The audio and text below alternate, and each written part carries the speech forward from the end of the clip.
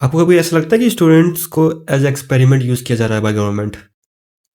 मतलब उन पे सिर्फ एक्सपेरिमेंट ही हो रहे हैं स्टूडेंट्स पे। बिल्कुल।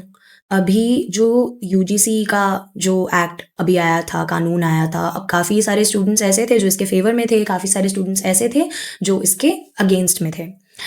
अब उसमें कुछ नारे लगे कि ब्राह्मणवाद से आज़ादी, इससे आज़ादी, उससे आज़ादी, बहुत सारे ऐसे नारे-वारे लगाए गए थे। Now the slogan that said it was ब्राह्मणवाद से आज़ादी। ब्राह्मणवाद, मैं पहले खुद इस टर्मिनोलॉजी को नहीं समझ पाई थी कि आखिर इसका मतलब क्या है, आखिर वो इस तरह के नारे क्यों लगा रहे हैं। बट फिर मैंने कुछ रील्स भी देखी और खुद भी मैंने थोड़ा सा रिसर्च करा कि व्हाट ब्राह्मणवाद exactly says about women.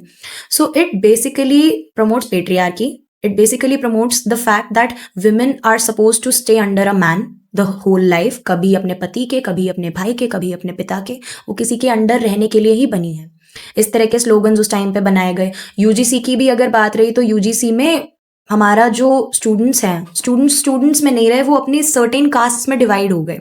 एससीज, STs, Brahmins, Jats, Gujjar सब डिवाइड हो गए उसकी वजह से, बिकॉज उन्हें ये लगता है कि ये यूजीसी का एक्ट जो है इस रूल का मिसयूज ज़्यादा प्रमोट करेगा।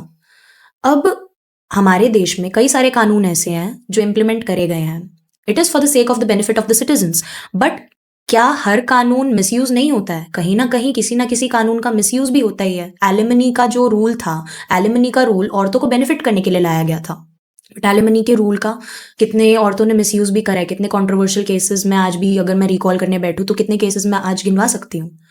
तो रूल्स होते हैं, बनते हैं, लेकिन अगर ये चीज़ हो रही है, मैंने कास्टिज्म की भी बात रही तो हाँ, यूनिवर्सिटी लेवल पे उतनी ज़्यादा नहीं होती है, बट कुछ ना कुछ छोटे मोटे रिमार्क्स ऐसे पास तो करे जाते हैं। वो चीज़ मैंने अपनी आंखों से होती हुई देखी है। थोड़े बहुत रिमार्क्स आज की डेट में भी लोग पास करते हैं।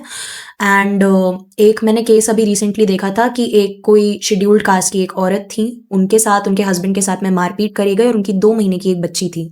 उस मारपीट में उन्होंने अपनी 2 महीने की बच्ची को खो दिया। They lost her life. तो अगर हमारे देश में आज की डेट में कास्टिज्म नहीं है, तो आप यूजीसी के इम्प्लीमेंट होने से डर क्यों रहे हैं?